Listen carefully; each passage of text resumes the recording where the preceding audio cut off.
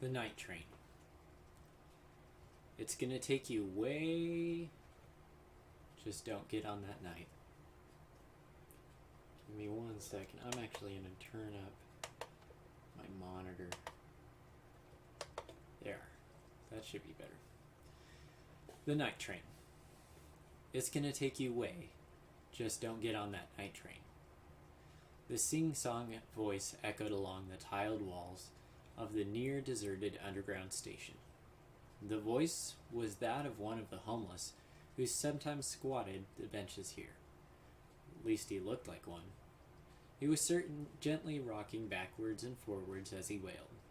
I slipped my arms round Mary's shoulders and moved her further along the chewing gum speckled platform. She gripped my wrist more tightly. Usually, when I accompanied my sister somewhere, we took the bus, but today the traffic above was beyond chaotic. That was before you took into account the changes of bus needed to get us around town. As we walked away, I heard for the last time that the guy on the bench was murmuring, "Whatever you do, stay off that night train." For years afterwards, those words haunted me wherever I went. Oh, I...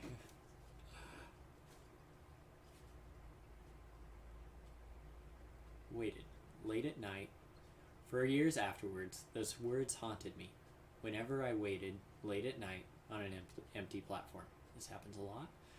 Their simple evocative powers sent shivers up my spine and goose pimples prickling up on my arms.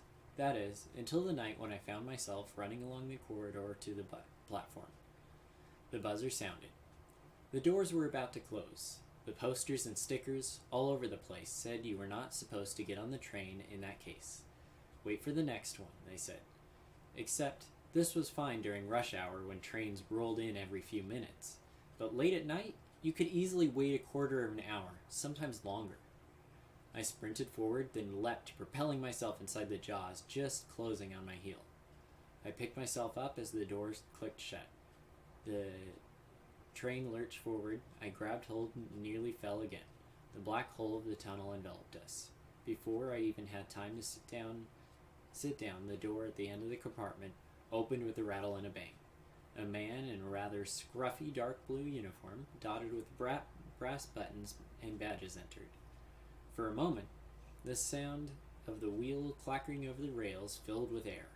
Then he slammed the door, locking it with some device at the end of the chain that pocketed before turning the other passengers. "Tickets, please," he called over the muted rumblings, clacking of the train. "Hurry up, please. I haven't got all night," he added rather brusquely. Thesaurus, that.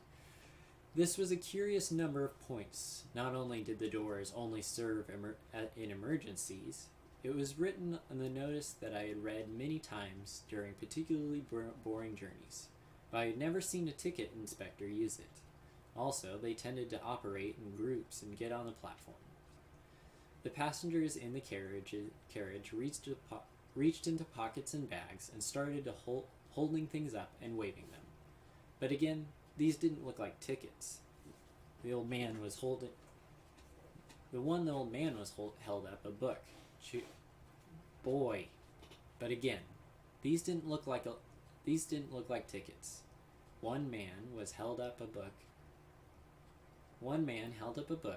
A couple were holding a sheaf of papers. I saw what looked like chewing gum wrapper and a business card too. The inspector walked down the aisle toward me, looking and nodding at the desperate collection of papers and objects. Suddenly, he pounced on a young man about my age and pulled him up by the ear. "Ha!" he exclaimed. Thought I wouldn't notice you."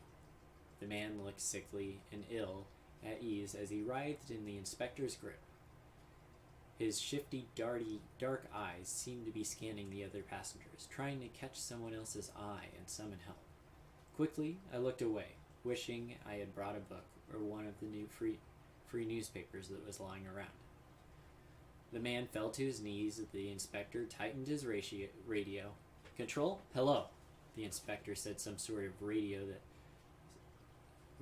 crackled and hissed as he held it to his face. I think radios do that. I caught one. Come in control. The radio hissed as he shook it. Damn gadgets, always breaking when you need them, he said to no one in particular. He pocketed the radio. Oh, I guess it's a broken radio. He pocketed the radio and one-handedly tapped his pockets. Don't you even think of giving me any more trouble, he said, to the man squirming on his knees. Ha, here we are. He swung the man around and saw him handcuffed to a wrist. He swung the man around, and I saw him handcuffing a wrist to one of the rails along the back of the chair. As he did this, his eyes swept over the carriage, like a beacon. I inspected the marks left by chewing gum on the floor. There now. We'll deal with you in our own good time, I heard him say. Now where were we? He continued shuffling up the aisle, inspecting the various bills and papers people thrust in his direction.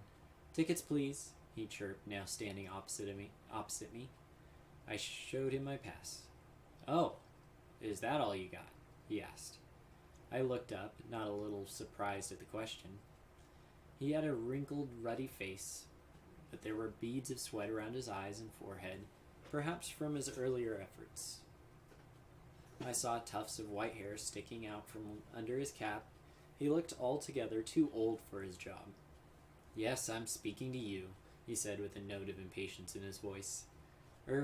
Yes, was all I managed to say, keeping an eye on his hands in case he made a grab for my ear. What's the matter? My pass is up to date and everything. I mean, it got me through the turnstile, didn't it? You haven't got, something else? He was looking me up and down, and I could feel the eyes of the others staring in my direction. You mean, like, ID or something? I tapped my pockets, and I didn't think I had anything useful on me. No, not really, he said. I fear you may have gotten on the wrong train. But this is the night train, they called it. He pushed his hat back on his head, and we've got a wee problem. The radio's on the blink. Oh well, it never rains, but it pours. Nobody said anything. The train sped through the tunnel, splashing light in all the walls, which was curious as it hadn't stopped in the next station. Suppose you'd better come with me. We'll go see what Control has to say. He set off back up the aisles. I didn't see what else to except to follow. What else to do except follow? As we neared the man attached to the handrails, he pulled himself up. What about me? He snarled. Gonna leave me here? Gonna forget me, are ya? The inspector didn't break his step as he glided around the obstacle. Oh, I won't forget you. I'll see with Control about you. As I passed, the train jerked, sending me in his direction. He grabbed my coat with his hands, pulling me toward him. Don't let me take them, he pleaded. Make sure you come back for me. I'm sorry, I said. I don't really know what's going on myself. That's it. Play innocent. But you'll remember me when they come for you too.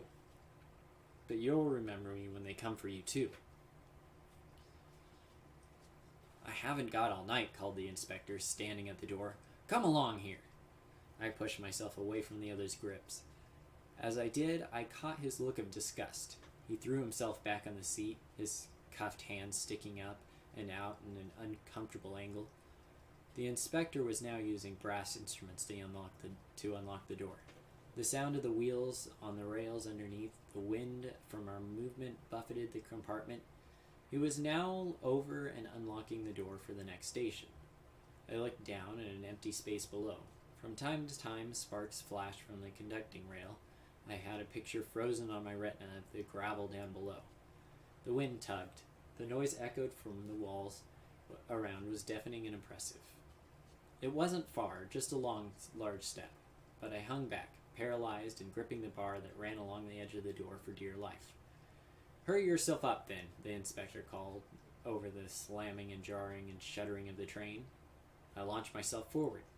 He caught me with a laugh, or it could have been the effort, helped me up, shaking, and gripped a support while he busied himself locking the doors. Is it far? I wanted to know. He looked me up and down. Other end of the train. controls in the driver's cabin. Look up the aisle, and I looked up the aisle and saw the next compartment shaking ahead. I had only just made it to the train in the very last carriage. We had to walk up the wagons in the front with the same mad jump between each carriage. Same mad jump between each carriage. I said that twice. Can't we wait for the next stop? I asked. Then we can just walk across the platform to the driver. There's no stopping on this train, he said, pocketing his keys and mopping his face with a large handkerchief. Not till the end of the line, he set off down the train. Is it the night train after all? Again, there was nothing left to do but follow. Eyes turned to us as we moved along the carriage.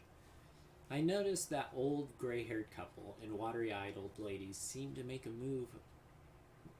up most of the passengers. The man now chained to the seat of the previous carriage, and, I suppose, myself really did stick out. The inspector opened the doors and we moved through the next carriage. The jump was still a little unnerving, but not like the first one. Just what exactly is this night train? I asked as we walked along, catching hold of the rail of the train, shuddered and twisted in the curve. He stopped and turned and again looked me up and down and answered, "Look, son, you really don't know then, truly? This isn't the train for you?" He pushed his flat cap on his head and strands of white hair on his forehead. "Had to happen to me, and tonight of all nights," he muttered. Suddenly, in a scream of metal, we were both thrown to the ground. The train shuddered. Some of the passengers were also thrown off balance, shouting and crying in surprise. Slowly the pressure and noise eased off, leaving a powerful hiss that filled the surrounding tunnel. Shakily, I pulled myself up, then helped the inspector, but nobody needed help. The inspector reached down and picked up his cap, dusting it off before setting it back on his head. "Everybody's all right," he called. "Nobody hurt?" The general mutters and comments indicated that generally all was in order. "Well, just to say where you are for the moment," he ordered.